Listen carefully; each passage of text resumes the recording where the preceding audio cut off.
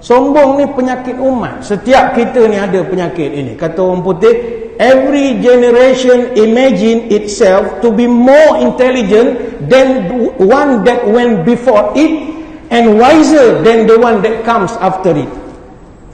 Setiap generasi ini, mereka sentiasa berfikiran bahawa generasi sebelum dia lebih bodoh daripada dia, dan generasi muda daripada dia pun lebih bodoh daripada dia.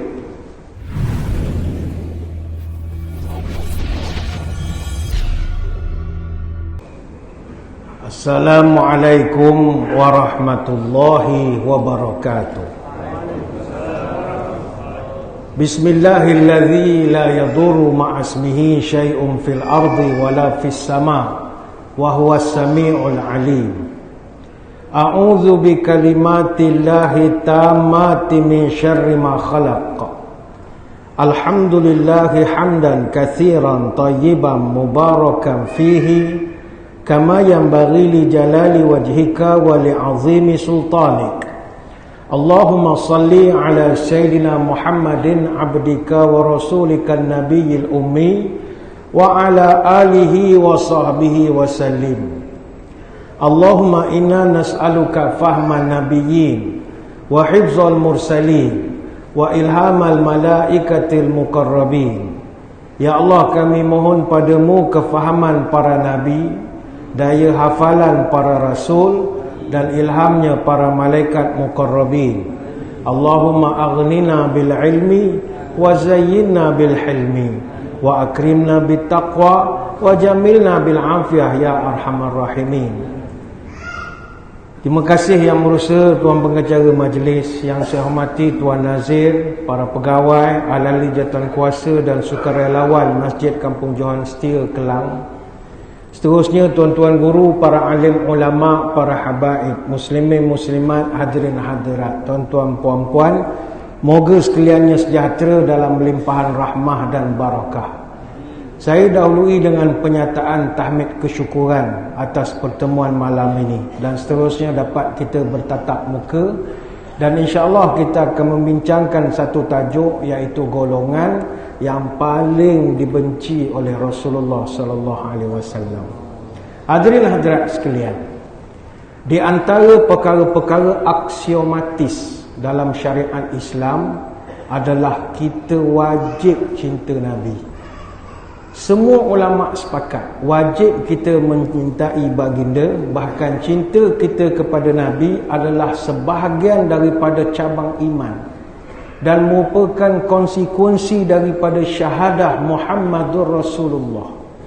Tanpa cinta Nabi, iman tu macam tak sempurna.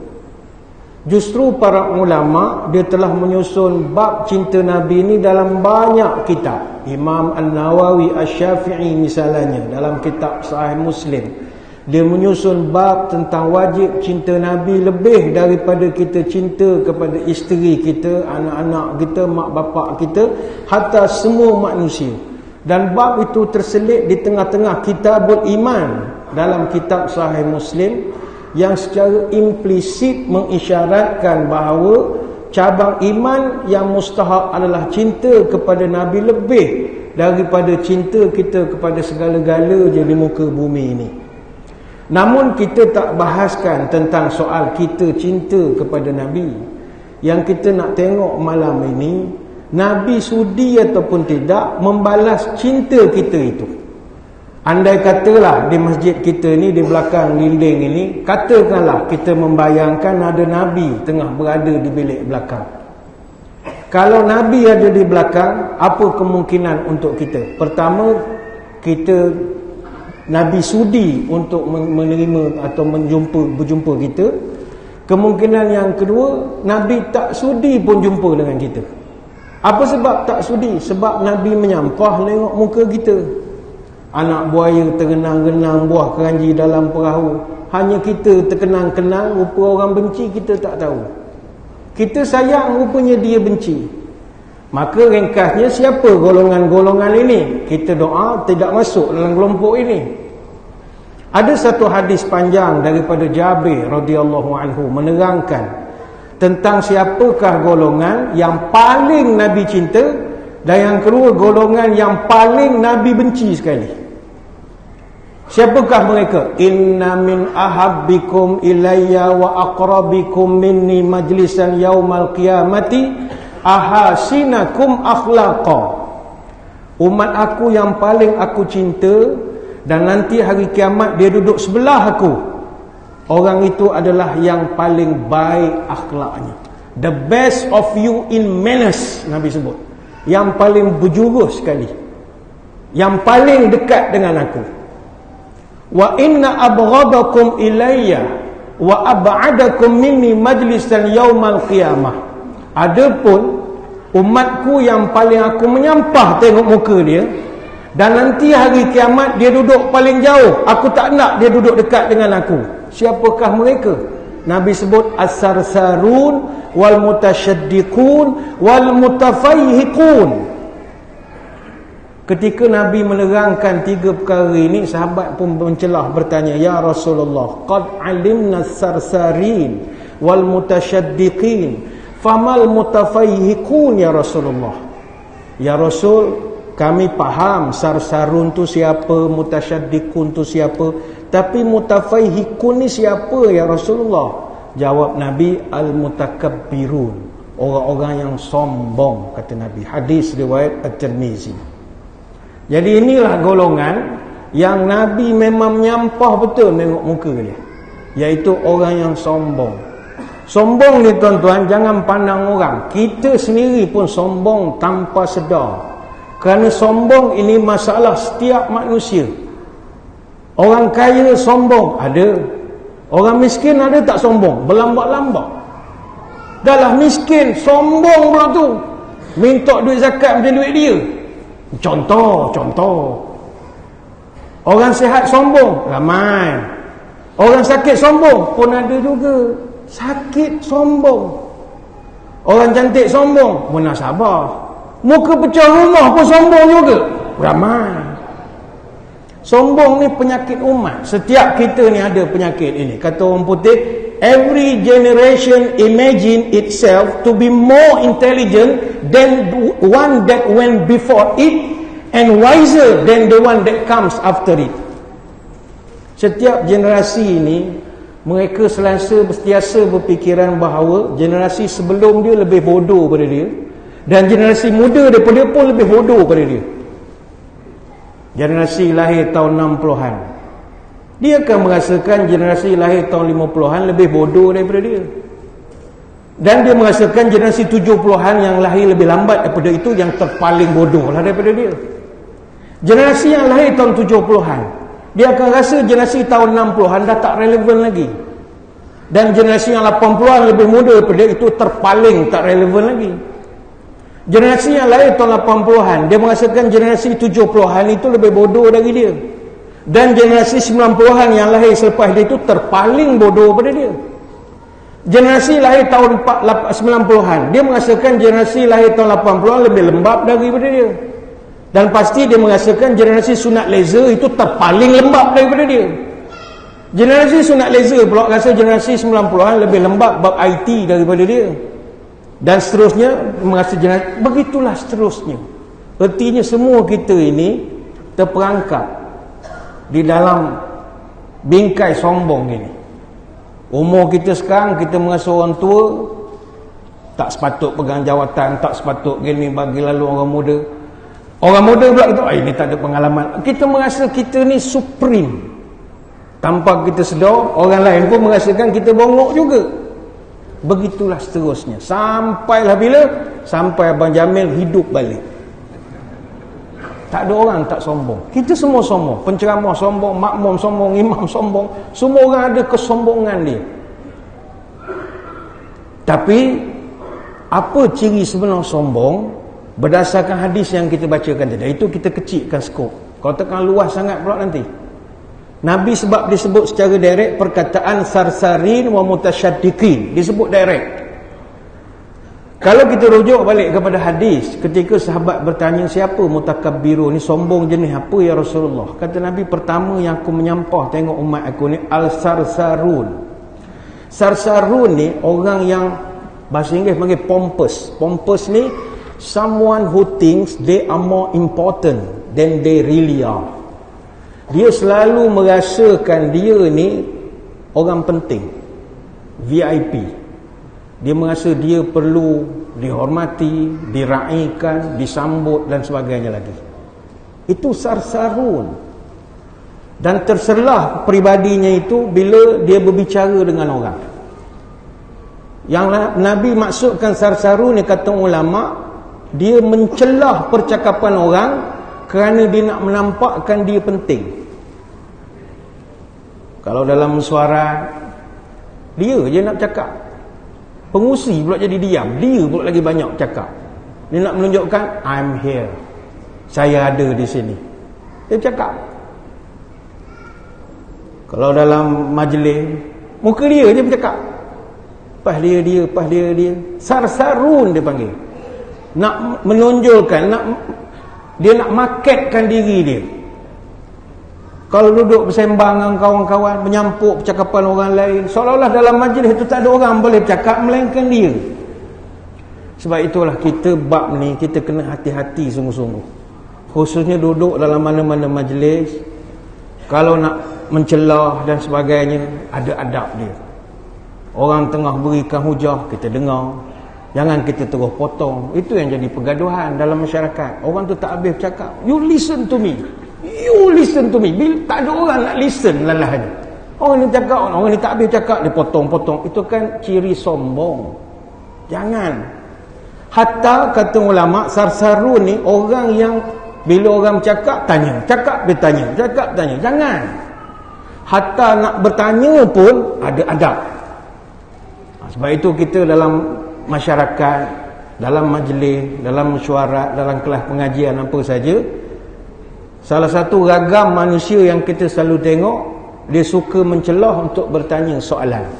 Itu tidak salah, tapi mencelah itu yang salah. Ada satu ayat dalam Quran, Allah Ta'ala beri amaran keras kepada orang yang tabiatnya memang suka bertanya unnecessary question, tanya soalan yang bukan-bukan. Apakah ayatnya? Ya ayyuhalladzina amanu la tas'alu an asya'a in tubdalakum tasukum wa in tas'alu anha hina yunazzil qur'anu tubdalakum afallahu anha wallahu ghafurun halim. Wahai orang beriman, jangan kamu bertanya soalan yang mana kalau kita explain kepada kamu, benda itu nanti akan menyusahkan kamu pula. Kalau dia tak tanya, tak ada masalah. Tapi sebab dia nak bertanya juga, akhirnya dia menjadi masalah pula kepada semua orang. Nanti saya terangkan sebab nuzul. Tuan-tuan pun ada nak menggelitik, nak bertanya pula dah. Nak kena tanya ni. Baru cerita kata latas alu, nak juga tanya juga. Dan Allah Ta'ala sebut, wa in tas'alu anha hina yunazzilul qur'ana tubdalakum. Dan jika kamu bertanya ketika Quran itu diturunkan, tentulah akan diterangkan kemudian pada kamu. Sahabat tanya, salah ke nak tanya dia Rasulullah mencelah-mencelah? Tak salah, tapi Tuhan tak suka. Afallahu anha wallahu ghafurun halim. Dan Allah tu Maha Pengampun, kata Nabi, dan Allah Maha Penyabar. Ini surah Al-Maidah ayat 101. Apa sebab nuzul ayat ini? Ada satu riwayat daripada Muhammad bin Ziyad daripada Abu Hurairah radhiyallahu anhu. Dia bercerita satu hari baginda Nabi kita menyampaikan satu ceramah. Nabi pesan pada para sahabat, ayuhan nas qad faradallahu alaikumul hajja fahujju. Wahai sekalian manusia, aku baru dapat perintah daripada Allah. Allah telah wajibkan pada kita untuk mengerjakan haji. Jadi kita semua kenalah mengerjakan haji. Nabi jawab, bagi statement lah. Faqala rajulun. Tiba-tiba ada satu orang dia bertanya, akulla amin ya Rasulullah. Ya Rasul, minta maaf nak tanya, nak kena pergi tiap-tiap tahun ke Rasul haji ni? Tu nak tanya ni. Kena pergi tiap-tiap tahun ke macam mana sebenarnya? Tak berapa jelas lah arahan ni. Dia boleh tanya kepada Nabi. Fasakata. Nabi diam. Nabi tak jawab soalan itu. hatta qalaha salasa. Orang yang sama tanya lagi sampai 3 kali. Ya Rasul, saya tanya ni tadi, perintah haji ni nak buat tahun ni, tahun depan, memang tiap-tiap tahun ke macam mana ni? Nabi diam. Dia tanya lagi, macam dalam parlimen agaknya komen, tanya lagi tak jawab lagi tu, tak nak duduk. Duduk, tak duduk. Duduk, tak duduk. 3 kali. Sampai kali ketiga, faqala Rasulullah sallallahu alaihi wasallam, "Lau qultu na'am, la wajabat wa lamasta'tatum wa lamasta'tatum." Kata Nabi, saya nak jawab macam mana? Kalau saya jawab ya, benda akan jadi wajib hukumnya. Awak sanggup ke nak pergi tiap-tiap tahun? Awak nak saya jawab apa sebenarnya? Summa qala zaruni ma taraktukum fa innama halaka man kana qablakum bi kasrati su'alihim wa ikhtilafihim ala anbiya'ihim. Pada Nabi pun pesan balik kepada orang ramai, tinggallah kepadaku apa yang aku tinggalkan kepada engkau. Sesungguhnya telah binasa orang-orang sebelum kita kerana suka sangat bertanya, banyak khilaf pada Nabi masing-masing. Orang bagi arahan, jangan terus tanya bila nak buat itu. Akan ada arahan yang seterusnya. Ikut bab lah. Ikut bab. Baru buka bab itu dah tanya bab ni. Tak boleh lah begitu. Satu-satu. Slow-slow. Tok makninah. Ni banyak kadang-kadang dalam pengajian berlaku. Kita buka kitab, baru bab 1. Mana kalau naik bas tu baru keluar daripada stesen bas. Bas tu nak menuju ke Kuantan. Belum sampai Kuantan dah tanya Temeloh, Mentakak, macam-macam perjalanan dah dia tanya. Tunggulah satu-satu dulu. Dia terus jam. Fa iza amartukum bi syai'in fa'tu minhu mastata'tum wa iza nahaitukum an syai'in fad'uhu. Kalau aku perintahkan sesuatu, kau buat. Tapi buatlah ikut kemampuan kau. Tapi kalau aku larang kau buat sesuatu, kau mesti berhenti buat sedaya upaya kau. Ini hadis riwayat Muslim, An-Nasa'i, Imam Ahmad, Al-Baihaqi, ramailah Ibn Khuzaimah, Ibn Hibban, Daraqutni dan ramai lagi. Lepas pada Nabi cakap sedemikian, turunlah firman Allah surah Al-Maidah tadi ayat 101, ya ayyuhalladzina amanu la tas'alu an asya'a in tubdalakum tasukum. Hai orang beriman, jangan kau bertanya perkara yang kalau diexplainkan jawapannya nanti menyusahkan pula engkau. Itu Nabi tak suka. Sebab itu tuan-tuan, bertanya tak salah, tapi jangan banyak bertanya. Banyak hadis-hadis yang melarang kita bertanya soalan-soalan yang merapu, yang tak ada hala tujuan. Akhirnya bertanya soalan bertubi-tubi tentang perkara yang guru tu pun tak boleh nak jawab sebenarnya. Bertubi-tubi tanya, khususnya perkara-perkara gaib. Bila berlaku kiamat, apa hakikat roh, Imam Mahdi dah turun ke belum, Dajjal benda rupanya. Apa yang kita hanya tahu, apa yang kita tahu sajalah. Bertubi-tubi soalan. Ataupun kita bertanya hukum hakam secara berlebihan yang mendatangkan bebanan pada kita untuk melaksanakannya kelak. Atau hukum hakam pun. Dalam Sahih Bukhari ada disebutkan satu hadis daripada Sa'ad bin Abi Waqqas radhiyallahu anhu. Ini Nabi tegur betul. Inna a'zamal muslimina jurman man sa'ala an syai'in lam yuharram fa hurrima min ajli mas'alatihi. Orang Muslim yang paling besar dosanya adalah dia bertanya satu soalan, satu hukum yang asalnya tak diharamkan benda itu, tapi perkara itu jadi haram sebab pertanyaan dia. Sebab kita kena kaji secara terperinci, kaji lah haram rupanya, hasil daripada soalan dia yang terlalu detail. Hadis riwayat Bukhari, Muslim, Imam Ahmad, Abu Daud, Ibn Hibban. Sebab itu kerja menguruskan fatwa, perkara-perkara yang bersifat hukum hakam yang terperinci, biarkan kepada Jawatankuasa Perundingan Hukum Syarak ataupun kepada Jabatan Mufti ataupun Majlis Fatwa Kebangsaan. Mereka yang ada kelayakan untuk buat kajian tentang perkara-perkara itu. Bila kita tanya secara umum, dia akan menyebabkan huru-hara masyarakat. Sebab itu kalau kita melihat, Nabi dia tidak larang orang bertanya. Dia tak larang. Tapi khusus untuk sahabat-sahabat yang dah kukuh dia punya ibadah, ilmu dia, Nabi larang bertanya banyak. Tapi untuk orang-orang yang orang-orang kampung, orang badui, orang awam, itu Nabi tak ada masalah. Kalau kita lihat para sahabat Muhajirin dan Ansar yang lama menetap di Madinah, keimanan mereka dah kuat, mereka memang dilarang bertanya banyak. Dalam Sahih Muslim disebutkan satu hadis daripada Anas bin Malik radhiyallahu anhu, nuhina an nas'ala Rasulullah sallallahu alaihi wasallam an syai'in fakana yu'jibuna an yuji'a ar-rajulu min ahli al-badiyah al-aqil fayas'alhu wa nahnu nasma'. Kata Anas, kami dulu dilarang bertanya yang banyak kepada Nabi. Sebab kami dididik, dapat arahan, buat. Dapat arahan, buat. Tak ada nak tanya detail-detail. Nabi suruh, buat. Nabi suruh, buat. Tapi kami kadang nak bertanya. Lalu bagaimana?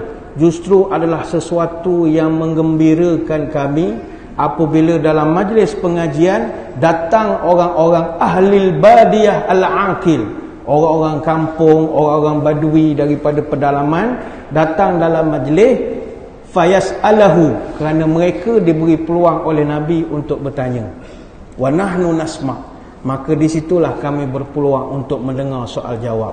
Hadis riwayat Muslim, An-Nasa'i dan Ibn Hibban. Sebab itu kalau tuan-tuan perasan dalam hadis, jarang sahabat tanya Nabi, kecuali yang bertanya tu adalah orang badui atau orang kampung. Pernah tuan-tuan tengok hadis ada Abu Bakar tanya, Umar tak berani. Tuan-tuan, tak berani. Dia orang taat pada Nabi. Tapi kalau orang kampung dia tanya je. Contohnya datang seorang badui bertanya, ya Rasulullah, mata sa'ah? Ya Rasul, bila kiamat? Nabi semua pandang kau punya soalan maut, sungguhlah kiamat bila tanya. Tapi sebab dia orang kampung, Nabi ra'i. Nabi tak jawab. Nabi tanya, awak apa preparation untuk kiamat? Tak ada ya Rasul, ibadat pun tak banyak, tapi I love you ya Rasul. Okey, engkau akan dibangkitkan dengan orang yang kau sayangi. Jawapan level dia. Sebab itu bertanya sekali lagi tidak salah, tapi jangan tanya soalan yang tidak memberi faedah, ataupun soalan yang menyebabkan kita jadi malas beramal. Asalnya rajin, bila dah tahu hukum jadi malas. Contoh, saya tengok orang paling banyak suka bertanya kalau di Mekah lah, musim umrah ke, musim haji ke, itu memang ramai lah. Mufti tepi jalan memang ramai. Orang menanya hukum, orang menanya ini. Kalau bertanya tu nak mengaji, tak apa. Tapi bertanya tu nak shortcut, tak boleh lah begitu. Ustaz nak tanya, kalau kita ni lepas kita wukuf Arafah, kalau tak pergi mabit, tak apa kan Muzdalifah? Ustaz tu pun lurus. Tak apa, dia bukan rukun yang wajib ni, kita wukuf ni, yang ni wajib haji, tak ada masalah. Tak pergi tak apalah Ustaz. Tak pergi tak apa. Ada denda? Ada. Berapa Ustaz? 3 ekor kambing. Tak apalah Ustaz, saya bagi 5 ekor. Saya nak duduk Mekah je, saya tak daya tidur padang pasir. Rupanya punya panjang soalan, dia tak nak pergi. Yang ini yang kita tak nak. Makin bertanya, makin beramal. Okey. Dalam satu hadis kata Abu Hurairah, Nabi pernah sebut, innallaha yarda lakum salasa wa yakrahu lakum salasa. Allah redha kamu buat 3 perkara dan Allah benci kamu buat 3 perkara. Fayarda lakum an ta'buduhu wa la tusyriku bihi syai'a wa an ta'tasimu bihablillahi jami'an wa la tafarraqu. Allah suka engkau sembah dia, engkau tak sekutukan dia, dan kau berpegang teguh kepada syariat ini, tali Allah ini. Wa yakrahu lakum salasa, dan Tuhan benci engkau buat 3 perkara. Apakah dia? Qila wa qala wa kasratis su'al wa ida'atil mal. Pertama dia tak suka adalah engkau qila wa qala. Qila wa qala ni bahasa kita sekarang viral, memforward mesej-mesej yang kita tak tahu hujung pangkal. Sebab kita orang Islam mesti pegang pada prinsip tabayun. Tabayun ni adalah mesti check. Setiap berita yang sampai, kita mesti cek betul ataupun tidak. Jangan dapat mesej, forward. Dapat mesej, forward. Tidak ada tabayun. Macam baru ni keluar berita, telah berpulang ke rahmatullah, penceramah bebas, aksiden, lebuh raya elit, kepala pecah, macam-macam lagi. Samsul Amri bin blablabla. Kita tak ada tabayun, forward Al-Fatihah. Yang tukang dalam grup tu tak ada nak bertanya, semua Al-Fatihah, Fatihah, Fatihah, Fatihah, Fatihah. Tak ada seorang nak menanya, mana dapat cerita ni? Daripada mana berita ni? Tak ada. Dia tibayun, bukan tabayun, dia tibai tu. Tak boleh lah, itu Tuhan pantam tu. Qila wa qala, nyampai-nyampai, dia tak suka. Yang kedua, kasratis soal, banyak sangat tanya. Yang ketiga, idha'atul mal, orang yang membazir harta. Ni hadis riwayat Imam Muslim. Sekali lagi, ini bukan bermakna agama kita memusuhi orang bertanya. Sebab dalam kehidupan kita tak nafi ada orang profession dan pekerjaannya memang perlu bertanya. Kalau dia tak bertanya, tak dapat gaji dia jawabnya, atau tak cemerlang lah dia tahun itu. Contohnya wartawan, memang kerja kena tanya, nak buat macam mana? Kalau dia tak tanya, macam mana dia dapat berita? Jadi dia kena bertanya. Ataupun orang kerja I.O., polis, investigation officer, pegawai penyiasat, memanglah kena tanya. Kalau tak tanya, macam mana nak selesaikan kes? Baru nak tanya, tak berani pula. Ustaz kata jangan banyak tanya. Sudahlah, bila nak selesai kes? 3 tahun tak selesai. Pertanyaan itu perlu. The man who asks a question is a fool for a minute, tapi the man who does not ask is a fool for life. Orang yang bertanya nampak bodoh seminit, tapi orang tak tanya langsung akan bodoh seumur hidup. Itu ada falsafahnya. Dan Nabi pun beritahu, la sa'alu iz lam ya'lamu fa innama shifa'al 'ayyi as-su'al. Seandainya mereka bertanya, kata Nabi, sesungguhnya ubat kepada kebodohan adalah bertanya. Ini pun ramai ulama hadis yang meriwayatkan hadis ni, Abu Daud, Ibn Majah, Imam Ahmad, Ad-Darimi dan ramai lagi. Jadi silakan bertanya. Tetapi jangan sampai kita nak menampakkan soalan kita itu sombong. Itu je sebab Nabi sebut dalam hadis tadi, mutakabbir. Artinya dia nak menunjukkan kesombongan kepada orang yang dia bertanya. Mentang-mentang mungkin ustaz yang mengajar kita tu muda, umur anak kita, umur cucu kita, kita pun sudi dia soalan macam-macam, nak menunjukkan kita makan garam lebih banyak pada dia. Tak boleh begitu. Tak boleh, itu kesombongan. Dan silakan bertanya, jangan tanya soalan yang bukan-bukan. Sebab kita bertanya soalan yang sia-sia, maka jawapannya nanti adalah sia-sia juga. You ask stupid question, you get silly answer. Tanya soalan bodoh, dapat jawapan pun bodoh juga. Kadang kita tengok dalam Facebook, dalam TikTok dan sebagainya, kadang-kadang netizen suka tanya soalan, komen dan sebagainya. Yang dia tanya soalan tu, sebenarnya kalau dia baca posting elok-elok, tengok video pada mula sampai habis, baca komen-komen yang orang dah komen, dia tak perlu dah tanya soalan tu sekali lagi. Bergaduh lagi. Sebab dia tidak buat persiapan, tak buat homework soalannya itu. Sebab itu ialah, tapi kata ada satu ahli falsafah, Plato dia mengatakan, wise men speak because they have something to say, but fools speak because they have to say something. Orang cerdik, dia hanya bercakap apabila dia rasa dia perlu bercakap. Tapi orang yang tak berapa cerdik, dia nak juga bercakap untuk menunjukkan dia ada dalam majlis itu. Itu yang dia komen, posting orang punya, dia nak juga bercakap. Tapi masalah ni takkan berlaku, saya ingat, kalau kita didik masyarakat kita adab bertanya, adab menjawab. Guru pun satu masalah juga. Saya menengok budaya bertanya banyak sangat ini. Kalau guru tu melayan, memang tak boleh nak kontrol esok. Sebab itu kepada guru kita pesan, kalau tak tahu, cakap tak tahu. Bila kita overconfident, soalan tu tak tahu jawapan, nak juga jawab, merosakkan lagi masyarakat kita. Kadang kita berada dalam situasi diasak dengan soalan-soalan. Untuk nak menunjukkan kita ni cerdik dan sebagainya, kita paksa juga diri kita untuk jawab soalan itu, belagak tahu, padahal kita tidak tahu. Ini masalah. Ya, inilah kata Al-Khalil bin Ahmad Al-Farahidi rahimahullah. Dia ni guru kepada Sibawayh, seorang abqari lughatil Basri. Dia mengatakan ar-rijalu arba'ah. Dalam dunia ni, manusia ni ada 4 jenis. Rajulun yadri wala yadri annahu yadri fadzaka ghafilun fanabbihu. Manusia jenis pertama, orang yang tahu tapi dia tak tahu sebenarnya dia tahu. Ini orang yang lalai, kita kena ingatkan dia. Yang kedua, wa rajulun la yadri wa yadri annahu la yadri fadzaka jahilun fa'allimuhu. Yang kedua, orang yang tidak tahu dan dia tahu sebenarnya dia tidak tahu, tapi maka itulah orang bodoh, kau kena ajar dia. Yang ketiga, rajulun yadri wa yadri annahu yadri fadzaka aqilun fattabi'uh. Yang ketiga, orang yang tahu dia memang tahu, maka itulah orang pandai, kau kena belajar dengan orang macam ni. Tapi orang yang keempat ni bahaya. Wa rajulun la yadri wa la yadri annahu la yadri fadzaka ma'ikul fahzaruh. Orang yang tidak tahu dan dia pun tak tahu sebenarnya dia tidak tahu, tapi dia mengajar pula kepada orang yang tidak tahu, maka itulah orang yang bahaya, kau kena jauh pada orang sebegini.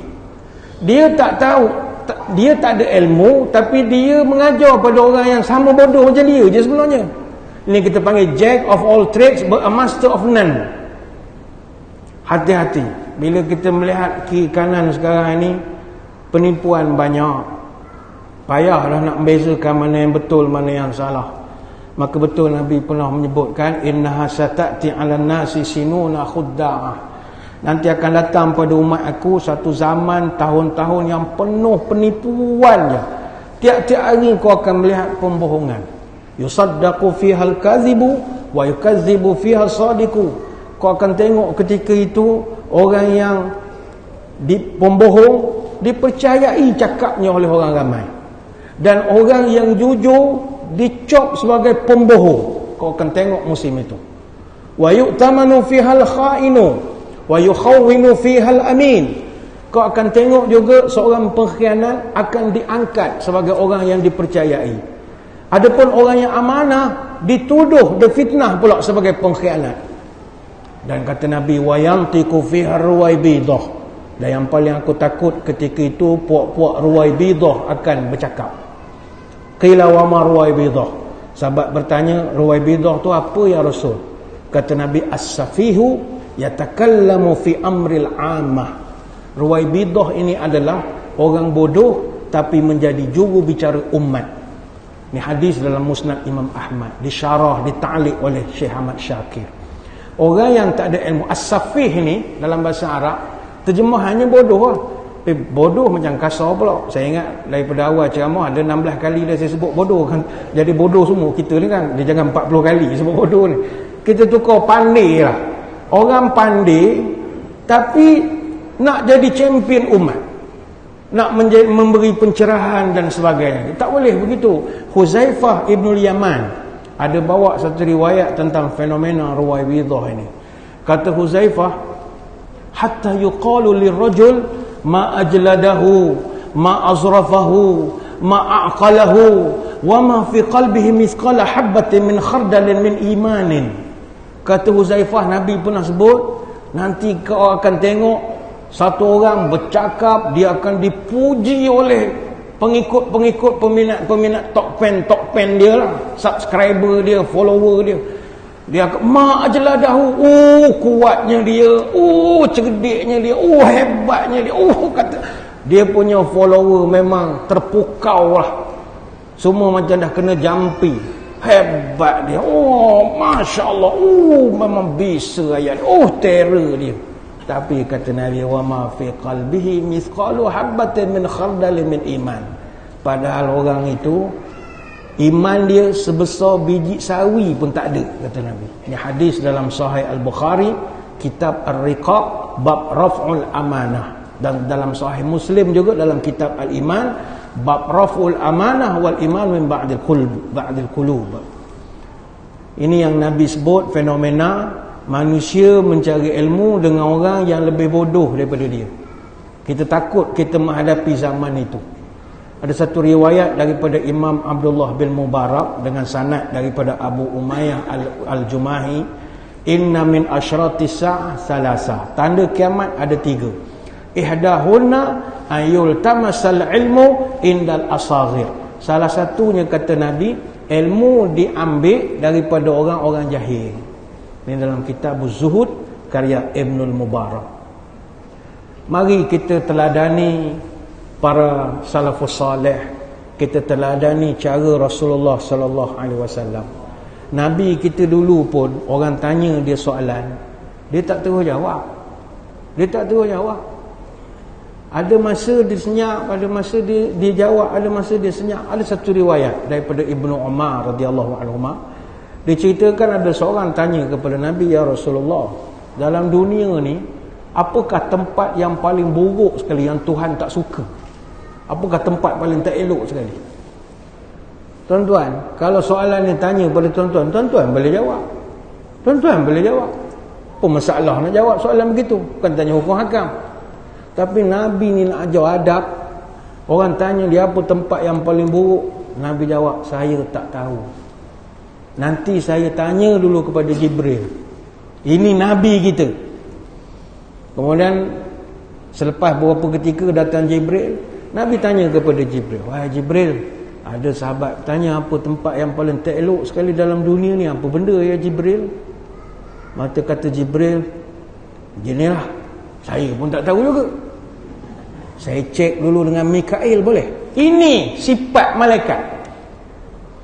Dia kata okey, lama pula tunggu jawapan. Lama.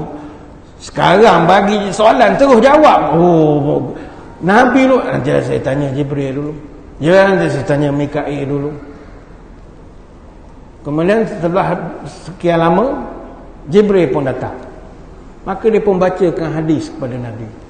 Hadis ni masyhur, tuan-tuan semua pernah dengar hadis ini. Ahabbul biladi ila Allahi masajiduha wa abghadul biladi ila Allahi aswaquha. Tempat yang paling baik di dunia muka bumi ni adalah masjid. Tempat yang paling buruk di muka bumi adalah pasar. Hadis daripada Ibnu Hibban. Dan hadis ini disyarahkan oleh Syekh Syu'aib Al-Arnud. Dia mengatakan hadis ni hadis hasan.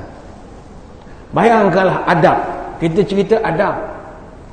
Tapi sebab yalah kita nak melayan netizen Konoha ini, dia kalau tanya, kalau boleh kita jawab. Tanya jawab. Lambat jawab kena marah. La ilaha illallah. Tak ada jawapan ke? Sabarlah. Orang nak buka kitab ni, kita nak melengok. Dia tak boleh. Itu bertanya dan menjawab tanya. Oh, itu kena ada adab dia. Sahabat-sahabat tuan-tuan, sahabat ni semua Nabi didik usrah siang malam. Tapi para sahabat Nabi, kalau Nabi tanya soalan, apa jawapan standard para sahabat? Tuan-tuan selalu dengar orang baca hadis kan? Bila sahabat Nabi tanya pada sahabat, atadruna manil muflis? Tahukah kamu siapa orang bankrupt? Apa jawapan sahabat? Allah wa rasuluhu alam. Majority hadis. Tak ada sahabat jawab. Ada. Bukan tak boleh jawab. Boleh. Nabi tanya, tahukah kamu apakah jihad yang terbaik? Tahukah kamu apakah ibadah yang terbaik? Apakah amalan yang disayangi oleh Allah? Sahabat hanya jawab, Allah wa rasuluhu a'lam. Budaya ini kita boleh lihat dalam banyak hadis. Begitu juga perkongsian daripada para tabi'in. Ada seorang tabi'in nama Ibnu Abi Layla. Dia ni seorang perawi dan merupakan kalangan kibar tabi'in. Dia lahir zaman Sayyidina Abu Bakar. Dia tak pernah tengok Nabi, tapi dia sempat berjumpa sebahagian besar para sahabat. Dia ni seorang kibar tabi'in yang kuat beramal. Dia baca Quran daripada subuh, daripada lepas main subuh sampai terbit matahari. Tak pernah tinggal seumur hidup. Baca Quran. Dia ni pengikut setia Sayyidina Ali. Lepas peristiwa pembunuhan Osman, dia jadi pengikut Ali, pindah ke Kufah. Kata dia, saya dah jumpa 120 orang sahabat Nabi daripada kalangan kaum Ansar. Kalau saya tanya satu soalan kepada satu sahabat, sahabat lempar soalan pada sahabat lain. Sahabat ni pula lempar pada orang lain. Lempar. Akhirnya balik semula kepada orang pertama tadi. Kalau 100 orang kata, saya tak pasti tanya sebelah. Pada semua sahabat kanan itu, adakah mereka tak tahu jawapan? Ya. Adab. Dan para sahabat ni kalau mereka berbicara tentang suatu hukum, gementar ini. Gementar. Ini boleh rujuk dalam kitab Tarikh Baghdad, Tarikh Dimashq daripada Sufyan ibn Uyainah. Saya ingat kita berhenti dulu seketika untuk memberi laluan kepada azan isyak yang dah pun masuk sekarang. Jadi tuan-tuan semua jangan ke mana-mana, kita akan kembali lagi selepas ini. Muslimin muslimat yang dirahmati Allah sekalian, kembali kita menyambung syarahan pada malam ini berkaitan golongan yang dibenci oleh Rasulullah sallallahu alaihi wasallam. Kita sebutkan yang pertama tadi as-sarsarun, orang yang menyekat percakapan orang lain kerana nak menunjukkan keberadaan dia. Termasuklah juga hati-hati ketika nak melontarkan soalan ketika orang bercakap, kerana dikhawatiri menampakkan kesombongan kita. Sebelum saya melanjutkan syarahan, kita bagi pihak jawatan kuasa minta izin daripada jemaah untuk kita anjakkan sedikit pelaksanaan solat isyak berjemaah. Keizinan ni perlu kami dapatkan kerana ada juga di kalangan jemaah yang bukan nak dengar ceramah sangat, dia memang datang nak sembahyang kebetulan, dan itu memang dia ada hak. Sebab masjid ni dibina niat wakaf mula-mula dulu untuk sembahyang, bukan untuk ceramah. Jadi dia memang datang nak sembahyang isyak. Jadi kepada golongan ni kita mengalah lah, kita mengaku dia lagi betul. Cuma kita minta izin lah untuk nak anjakkan sikit. Kalau ikutkan 15 minit, tapi saya anjakkan sikit sajalah lagi. Mohon izin lah daripada sidang jemaah sekalian. Hadirin hadirat yang dirahmati Allah. Balik tadi kepada cerita tentang bagaimana para salafus salih, adab mereka dalam menyantuni orang-orang yang bertanya pun kita kena ambil iktibar. Bagaimana para sahabat-sahabat Nabi diceritakan oleh para tabi'in, mereka ini adab mereka luar biasa. Tanya satu soalan pada seorang pas pada orang ni pas. Balik semula pada orang yang pertama. Dan kalau hak menjawab tu pula menggigil, gementar ketika nak menyebutkan hukum hakam, sah, batal, wajib, harus. Sebab dia bermain dengan perintah Allah. Dia tak berani nak mengatakan daripada pendapat dia. Tapi sekarang kita melihat kadang-kadang mudah sangat orang menjawab soalan. Apa hukum? Batal, sah, halal, tak halal, bolehlah, okey, no problem, halal, sah. Tak boleh begitu. Ada cara dia. Tengok Umar Al-Khattab radhiyallahu anhu. Ada satu riwayat daripada Asy-Syatibi, dia mengatakan, buka rujuk dalam kitab Al-Muwafaqat, Umar Al-Khattab pernah diajukan dengan beberapa permasalahan hukum hakam. Satu pun dia tak jawab. Dia hanya tanya orang lain lah, kata dia. Jangan tanya saya, tanya orang lain. Padahal dia alim. Begitu juga kata Abu Husain, pada zaman kami dulu kalau ada permasalahan hukum hakam yang ditanyakan kepada Umar Al-Khattab, dia akan kumpulkan para sahabat yang pernah ikut dalam perang Badar. Dia kata, awak nak tanya soalan, awak tanya veteran perang Badar. Tu semua ulama berlaku tu. Kamu pergi tanya. Ini riwayat Al-Baihaqi. Adakah dengan cara begitu menunjukkan Umar ni tidak ada ilmu? Don't play tuan-tuan. Umar Al-Khattab ini, Nabi kata, Umar, kalau ada Nabi lepas aku, engkaulah orangnya. Umar Al-Khattab. Yang tuan-tuan sembahyang tarawih 20 tu ikut siapa? Umar Al-Khattab. Ini bukan kaleng-kaleng sahabat. Umar Al-Khattab, qad kana yakunu fil umami qablakum muhaddatsun, fa in yakun fi ummati minhum ahadun fa inna Umar Al-Khattab minhum. Nabi sebut umat sebelum ini ada diberikan Allah firasat tepat. Kalau di kalangan umat aku yang ada bakat firasat tepat, tak lain tak bukan Umar Al-Khattab lah orangnya. Hadis Bukhari Muslim. Begitu tuan-tuan yang semayang 8 rakaat, jangan kutuk yang semayang 20. Buat 8 tarawih, kutuk yang buat 20. Apa buat 20? Tengok ni, ikut Nabi 8 rakaat. Kau ikut Umar. Umar mana? Bukan Haji Umar belakang rumah kita ni. Ni Umar Al-Khattab radhiyallahu anhu. Bukan calon-calon sahabat ni. Orang hebat. Berapa kali dia punya pendapat Allah setuju. Terutama dalam bab tebusan perang. Ini panjang pula ceritanya lagi. Dia bukan tak alim, dia alim. Tapi adab dia tidak begitu mudah sangat. Bila orang tanya dia jawab, orang tanya dia jawab. Itu bukan cara dia. Umar Al-Khattab radhiyallahu anhu.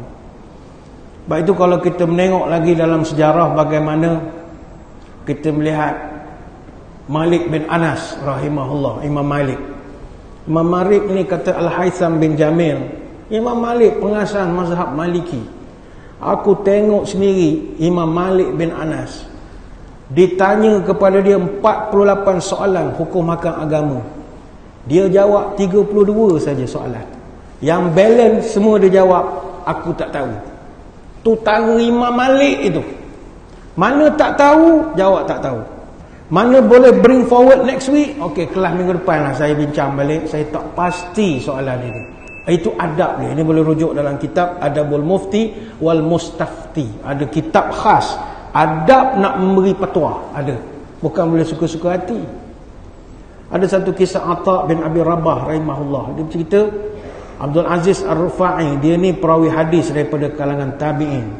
Dia cerita ada satu kisah Atha bin Abi Rabah ini bukan calon-calon tabi'in. Dia ni mufti Mekah.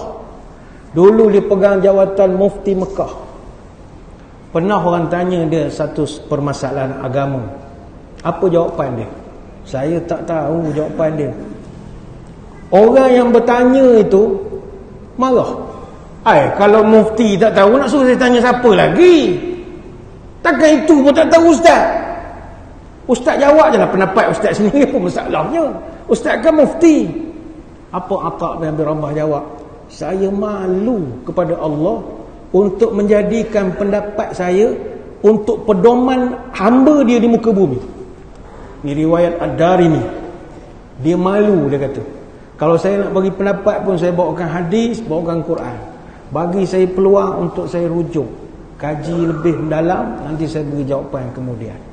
Ini mufti Mekah ini. Adab dia.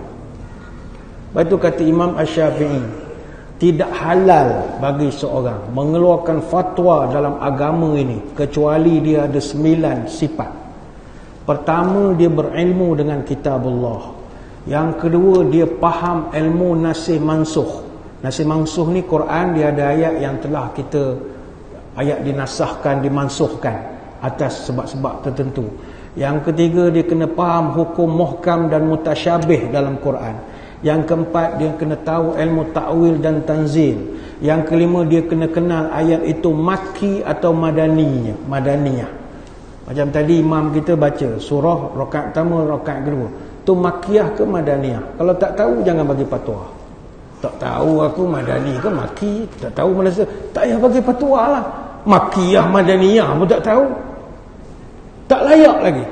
Kemudian kata Imam Syafi'i yang keenam, ada ilmu yang mendalam tentang hadis-hadis baginda Nabi SAW. Yang ketujuh, ada ilmu yang mendalam dalam bahasa Arab dan syair Arab. Itu Imam Syafi'i tekankan, syair Arab. Bahasa Arab ni full swing 100% Arabic. Bukannya boleh cakap Arab saja, tak boleh. Ada orang dia cakap Arab boleh lah sikit-sikit, kerap pergi ke Mekah pandai cakap Arab. Tapi style Bangla lah cakap. Ana maafi. Anta fi wala fi ana maafi. Itu Bangla punya bahasa Arab. Itu naik teksi boleh lah cakap begitu. Nak baca kitab tak boleh. Anta fi fulus, anta fi fulus maafi muskil. Bukra. Dia cakap dengan Bangladesh. Nak minta murah. Lala Bangla tu cakap Melayu jangan dia. Murah-murah, Malaysia bagus. Malu apa bosku. Cakap. Berialah kita cakap Arab. Ada orang cakap, ana nak pergi pasar malam, enta nak murtabak apa? Itu bukan cakap Arab. Boleh baca kitab Arab. Kemudian yang ke-8, kena bersikap adil. Adil ni payah. Yang ke-9, tak banyak cakap. Siapa yang memiliki sifat-sifat ini, kata Imam Syafi'i, silakanlah untuk berbicara tentang ilmu dan silakan berfatwa dalam masalah halal dan haram. Siapa yang tidak memilikinya, maka dia hanya boleh berbicarakan tentang ilmu tapi tak boleh keluar fatwa. Dia boleh rujuk kitab Sahih Faqih wal Mutafaqqih. Dia boleh bagi ilmu je, boleh bagi ceramah saja. Tapi nak beri fatwa bukan level, it's not your level.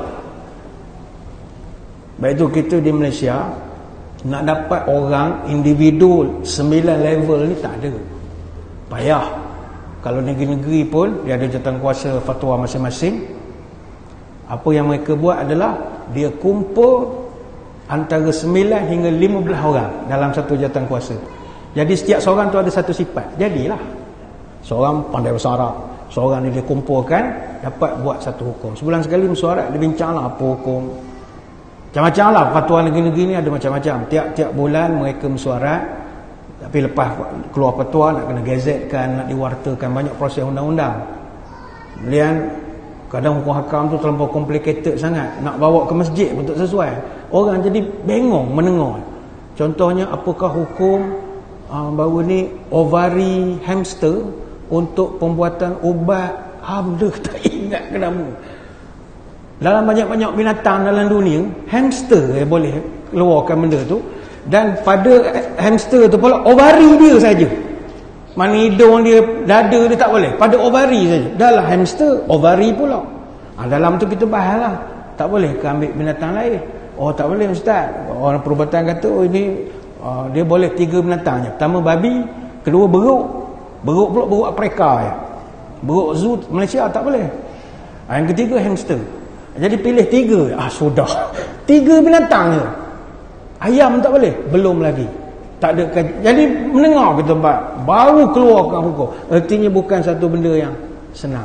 Sebab itu kita yang mengajar ini kena berani dan tak malu jawab saya tidak tahu. Saya tidak tahu. Kata Sya'bi, jawapan saya tidak tahu adalah setengah daripada ilmu. Artinya orang tanya kita soalan, kertas penuh atas ni, oh ni saya tak pasti jawapan ni. Tanya tentang ni, minggu depan lah saya terang tak tepi. Ini saya boleh jawab. Mana yang boleh jawab, mana yang tak boleh jawab je tak tahu. Dan tidak mengurangkan ilmu kita pun. Kata Sufyan bin Uyainah, orang yang paling berani mengeluarkan fatwa adalah orang yang paling sedikit ilmunya. Ini boleh rujuk dalam kitab Fatawa Ibn Salah. Sebagai renungan, mari kita hayati ada satu ayat dalam Quran yang memaparkan sikap para malaikat ketika mereka berdialog dengan Allah. Ayat ini ayat popular, surah Al-Baqarah ayat 31 sampai 32. Wa 'allama Adamal asma'a kullaha thumma 'aradahum 'alal malaikati faqala anbi'uni bi asma'i haula'i in kuntum shadiqin. Allah telah mengajarkan kepada Nabi Adam segala nama benda-benda dan apa kegunaannya. Allah ajar pada Adam, ini pokok, ini batu, ini itu. Tuhan ajar semua kepada Nabi Adam. Kemudian ketika itu malaikat pun minta izin, wahai Tuhan, terangkanlah kepada Allah beritahu pada malaikat, malaikat, engkau tahu tak nama-nama yang aku ajarkan kepada Adam tadi? Allah ajar kepada Adam, malaikat tidak, dia ajar. Kemudian Allah tanya pula malaikat, malaikat tahu di benda? Apa jawab malaikat? Qalu subhanaka la ilma lana illa ma 'allamtana innaka antal alimul hakim. Ini jawapan malaikat. Maha suci Engkau wahai Tuhan, kami tidak ada ilmu melainkan apa yang Kau ajarkan pada kami sahaja. Engkaulah yang lebih mengetahui lagi maha bijaksana. Maka malukah kita untuk mengatakan tidak tahu pada sesuatu yang memang kita tak tahu? Dalam ayat itu malaikat pun tak malu untuk mengatakan saya tak tahu ya Allah, saya tak tahu. Jadi kita tak tahu cakap tak tahu. Jangan istilah internet sekarang palatau. Semua benda tahu, tak boleh begitu. Tak boleh. Tak tahu cakap tak tahu. Ataupun tangguhkan, ni saya jawab minggu depan, atau akan datang saya jawab. Pada posting yang seterusnya kita akan jawab untuk kaji lebih terperinci lagi. Maka tuan-tuan hadirin hadirat sekalian, kurangkanlah cakap, banyakkan mendengar. Kerana mendengar dan melaksanakan perkara-perkara baik itu lebih dituntut dalam agama. Sebab itu dalam Al-Quran Allah nyatakan ciri-ciri orang-orang yang cerdik adalah orang yang good listener. Dia suka mendengar percakapan orang yang mengajar, dan dia melaksanakan apa yang terbaik daripada anjuran itu. Allazina yastami'una al-qawla fayattabi'una ahsana ulaika allazina hadahumullah wa ulaika hum ulul albab. Siapa ulul albab? Orang cerdik ini kata Allah, orang yang berusaha mendengar perkataan yang sampai ke telinga dia dan dia memilih untuk melakukan apa yang diajarkan. Itulah orang yang diberi petunjuk oleh Allah, dan itulah orang yang sempurna akalnya. Surah Az-Zumar ayat yang ke-18. Sebab itu kurang bercakap, banyak berdiam, itu menunjukkan kekuatan peribadi seseorang. Dan kemampuan untuk mendengar ni adalah kekuatan peribadi yang luar biasa besarnya. Kata Ja'far As-Sadiq rahimahullah, lisanul aqili wara'a qalbihi wa qalbul ahmaqi wara'a lisanihi. Lidah orang yang berakal ada duduk di belakang hati dia, dan hati orang yang bodoh duduk belakang lidah dia. Baik itu orang yang banyak percakapan dikhawatiri banyak kesilapan. Orang yang berakal selalu menimbangkan terlebih dahulu apa yang nak dilontarkan daripada mulut dia, apa yang nak ditaip pada komen dia.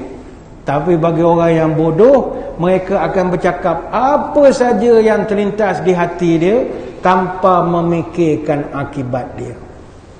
Cuma sekali lagi, diam bukan dalam erti kata kita tak nak langsung bertanya, berbincang, berdiskusi. Melainkan kita ni bertanya itu untuk keperluan-keperluan kebaikan. Kalau selain daripada itu, lebih baik berdiam. Diam adalah ibadah. Diam adalah ibadah tanpa bersusah payah. Menjadi perhiasan tanpa berhias. Memiliki kehebatan tanpa kerajaan. Membina benteng tanpa pagar.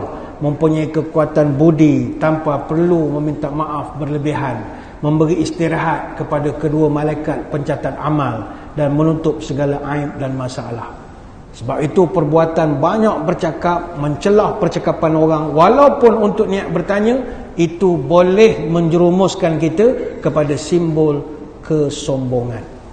Dan Allah Ta'ala sangat pantang dengan benda ini. Innallaha la yuhibbu man kana mukhtalan fakhura. Aku paling benci sekali dalam dunia ni orang sombong dan membanggakan diri. Surah An-Nisa ayat 36. Ayat yang lain, innallaha la yuhibbul farihin. Aku paling benci dengan orang suka bermegah-megah. Surah Al-Qasas ayat 76. Apa lagi?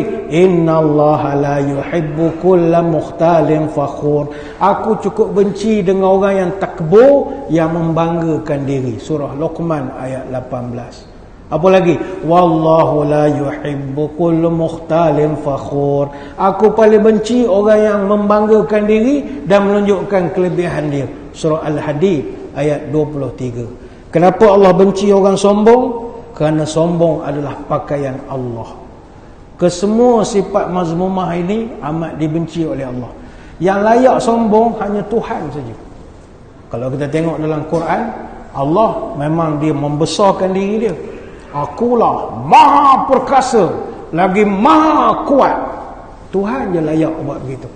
Manusia tak boleh. Manusia dia tidak boleh memakai pakaian Allah. Wala tamshi fil ardi maraha innaka lan takhriqal arda wa lan tablughal jibala tula. Jangan kau berjalan di muka bumi dengan berlagak sombong, sedangkan kau tak dapat menembus bumi dan tak dapat pun sama tinggi dengan gunung. Surah Al-Isra ayat 37. Ayuh jangan sombong kerana sundak kopiah tembok, kerana lenggang baju koyak, kerana sombong emas habis, elok rupa kerana budi. Bintang timur cuaca baik, cahaya sampai ke hutan seberang. Mulut manis perangai baik, itulah budi dikenang orang. Maka jagalah, jangan sampai sombong, jangan nampak sombong. Bercakap pelihara lidah, berjalan peliharalah kaki. Kalau bercakap rendahkan suara, Kalau bergaul rendahkan hati. Kalau bermadah lembutkan lidah. Kalau berjalan haluskan langkah. Bercakap kalau tak beradab, melangkah pun nanti tak semenggah. Terlanjur langkah di bawah surut, terlanjur lidah membawa maut. Kita nak bercakap dengan orang, kita kena tengok umur. Hormatkan orang. Itu terutama kepada anak-anak muda ya. Kita tengok anak-anak muda sekarang bagus-bagus dah, alhamdulillah. Tapi bak hormat pada orang tu ada sikit kurang. Bagus dah nampak bagus tu banyak dah. Zaman budak-budak muda ni bagus dah, tapi dia nak respect orang tu ada sikit kurang. Jadi kepada adik-adik kita nasihatkan, cakap dengan orang ada adab. Cakap dengan orang jauhkan mengenang. Cakap dengan orang tua banyakkan bertanya. Bercakap dengan anak berlunak-lunak.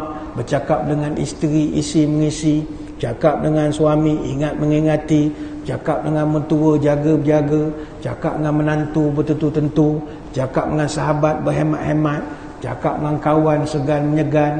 Cakap dengan ulama berumpama. Cakap dengan alim berkut takzim. Cakap dengan penghulu jaga malu.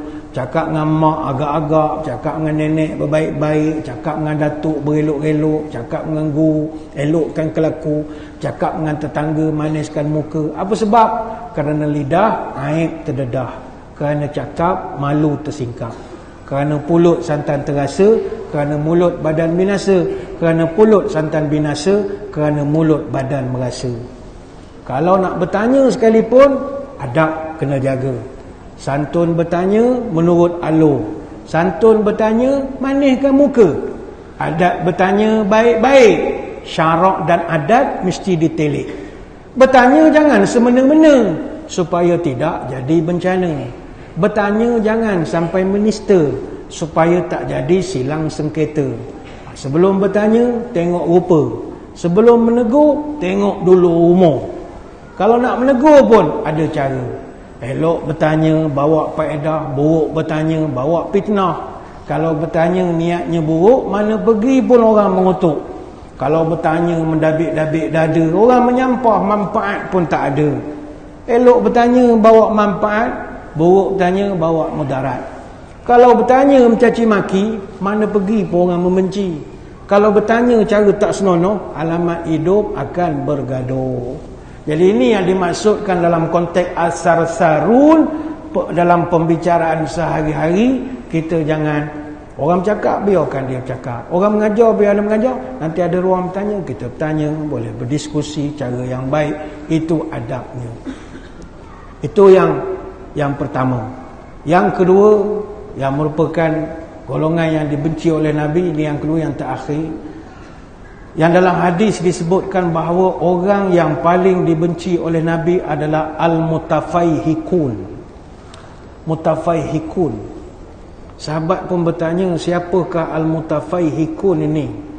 Al-mutafaihikun ini orang yang kalau dia bercakap, dia suka mencantik-cantikkan percakapan dia untuk nak menunjukkan dia cerdik. Macam mana lah ayat sekitar ya? Ada orang nak nampakkan dia pandai, dia cakap orang putih. Supaya kan kita orang Malaysia ni, antara tanda orang cerdik adalah orang tu pandai cakap orang putih. Kalau banyak cakap orang putih, maka orang tu educated. Jadi orang tu pun try hard sangatlah untuk nak berusaha nak bercakap dalam bahasa Inggeris. Kadang-kadang percakapan dia tu kita pun tak faham apa yang dia cakap kadang-kadang. Well, you know, I mean, which is, you know, kita sebenarnya which is, you know, well, banyak well which is begitu ya. Nak menunjukkan dia tu. Nabi tak benarkan begitu. Sebab awak nak menunjukkan awak ni educated, tak boleh begitu. Cakap biasa saja je lah. Kalau orang kampung cakap je lah, orang kampung pun masalahnya. Cakap dalam laras bahasa yang tak menunjukkan kita ini berlebih-lebihan daripada orang yang kita bercakap. Benda ni basic dalam masyarakat, tetapi benda-benda inilah yang Nabi paling tak suka sekali dilakukan oleh umat dia. Kalau saya boleh ringkaskan, orang yang dibenci oleh Nabi ini adalah orang sombong ya, kalau bahasa mudah. Dan kesombongan yang Nabi ukur adalah pada mulut dia. Lidah berbisa, pahala binasa. Sebab itu kita ni memasuki tahun baru 2024 nanti, kalaulah kita boleh jaga je lidah kita ni, insya-Allah kita jadi orang baik. Dapat jaga lidah saja. Kata Ibn Salah, indikator orang yang baik duduk dalam 4 buah hadis. Kebanyakannya duduk pada mulut lah. Pertama, min husnil islamil mar'i tarkuhu ma la ya'nihi. Salah satu tanda orang Islam yang baik, kata Nabi, dia tidak mencampuri benda yang tidak berguna. Ini hadis riwayat Tirmizi dan Ibnu Majah. Dia tak ambil pot kalau benda itu bukan masalah dia. Mind your own business. Dia jaga masalah dia. Dia tidak, dia ada orang kan dia suka jaga tepi kain orang. Bagi saya, jaga tepi kain orang okey. Kita dalam masyarakat, kita kena jaga tepi kain orang. Kalau ada kesalahan, kita tegur, nasihat menasihati. Tapi orang kita sekarang, dia dah tak jaga tepi kain orang.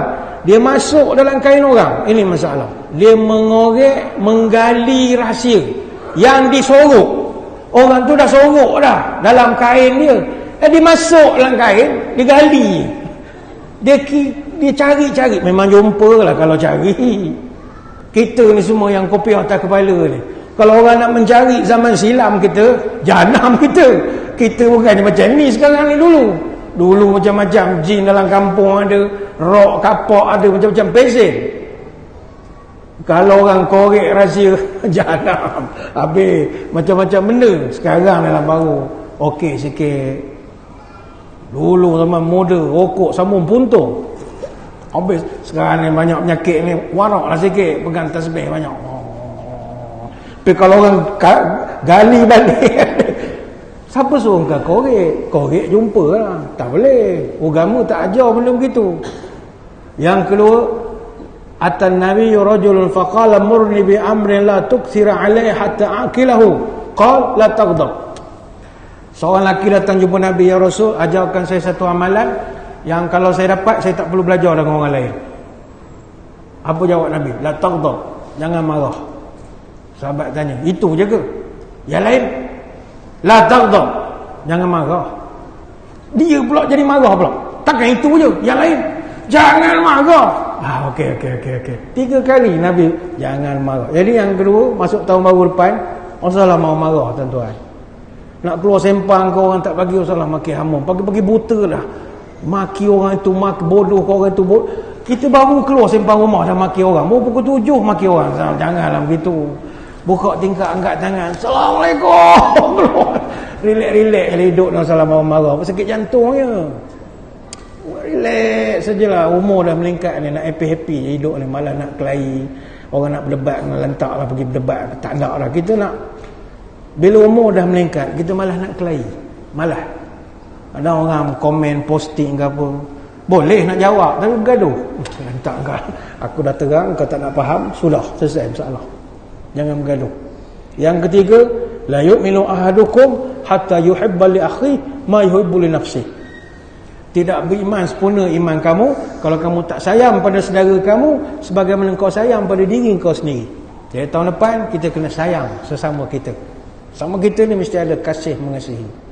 Dan yang keempat, Nabi ajar, man kana yu'minu billahi wal yawmil akhir falyakul khaira aw liyasmut.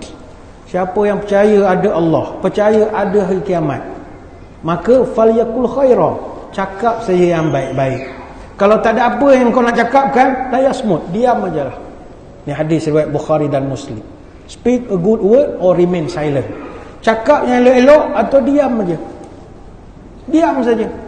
Man kana yu'min billahi wal yawmil falyakul khaira, cakap yang elok-elok. Kalau nak komen apa semua, komen yang elok-elok. Masjid atau akan diadakan satu program ni. Komen alhamdulillah, tahniah nazir, yang elok saja. Barakallahu fikum, doakan. InsyaAllah moga-moga ada penambahbaikan untuk program. Itu kan kita jadi, hidup kita jadi harmoni sesama kita. Moga-moga apa yang kita bahaskan memberi manfaat kepada kita bersama. Ingat, kita ni umur dah meningkat. Biarlah kita meninggalkan dunia ni dalam keadaan orang sayang pada kita, kerana mengenangkan perangai kita yang baik. Tengah kita sombong-sombong, cakap besar, sembang kencang, pokok boleh tumbang, Lembu boleh terbang, cakap besar sana sini, tiba mati. Orang senyum bila dengar. Kita meninggal tak? Alhamdulillah mati lah. Tapi kalau kita orang baik, cakap elok-elok, meninggal orang, Allah meninggal, arwah dia baik dengan orangnya, baik dengan orangnya. Kalau mulut celupa, caci maki, orang meninggal macam ni, orang ucap syukur nanti. Ayam serama patah kaki, ayam sabung jalak lenteng, mulut celupa kuat maki, kepala angin cepat melenting. Ego sombong panas baran, mulut celupa cakap sebarang. Cantik dan bijak bukan ukuran, budi bahasa yang dinilai orang. Cantik ni hanya pandangan mata, budi bahasa dinilai orang. Kalau angkuh berkata-kata, kelak nanti hidup seorang. Buah durian dibelah-belah dengan parang pisau belati. Jaga mulut, jaga lidah, kawan sahabat takkan kecil hati. Bintang timur cuaca baik, cahaya sampai hutan seberang. Mulut manis, hati baik, itulah budi akan dikenang oleh orang. Moga-moga memasuki tahun baru Masihi 2024, memasuki pula bulan-bulan 3 bulan sebelum Ramadan ini, Syaban, Rejab dan sebagainya, kita berusaha untuk menjadi orang baik dan mulakan daripada apa? Daripada mulut kita. Kerana itulah antara benda-benda yang dibenci oleh Nabi SAW. Saya kira sekadar itu sembang-sembang pada malam ini. Saya mengucapkan ribuan terima kasih di atas undangan. Mohon maaf sebarang kekurangan. Moga-moga kita dapatlah bertemu pula pada lain-lain kesempatan. Sebelum berpisah, marilah kita sama-sama menadah tangan berdoa. Moga majlis kita ini diberkati hendaknya oleh Ilahi. A'udzubillahi minasyaitonirrajim. Bismillahirrahmanirrahim. Allahumma salli wa sallim ala Sayyidina Muhammad salatan tukhrijuna biha min zulumatil wahmi. Allahumma tawil umurana wa sahih ajsadana wa nawir qulubana wa thabit imanana wa ahsin a'malana wa wasi' arzaqana wa ilal khairi qarribna wa an syari ab'idna wa qdi hawaijana fid dini wad dunya wal akhirah. Innaka ala kulli syai'in qadir. Ya Allah, panjangkanlah umur kami, sihatkanlah tubuh badan kami, terangkanlah hati kami, tetapkanlah iman kami, elokkanlah amalan kami, luaskanlah rezeki kami, dekatkanlah kami dengan kebaikan, jauhkanlah kami dari kejahatan, kabulkanlah segala doa kami, sama ada dalam urusan agama, dunia ataupun akhirat. Subhanakallahumma wa bihamdika nasyhadu an la ilaha illa anta nastaghfiruka wa natubu ilaik. Wa sallallahu ala sayyidina Muhammadin wa ala alihi wa sahbihi wa baraka wa sallam. Walhamdulillahi rabbil alamin. Sekadar itu wabillahi taufiq wal hidayah. Assalamualaikum warahmatullahi wabarakatuh. Wallahu a'lam.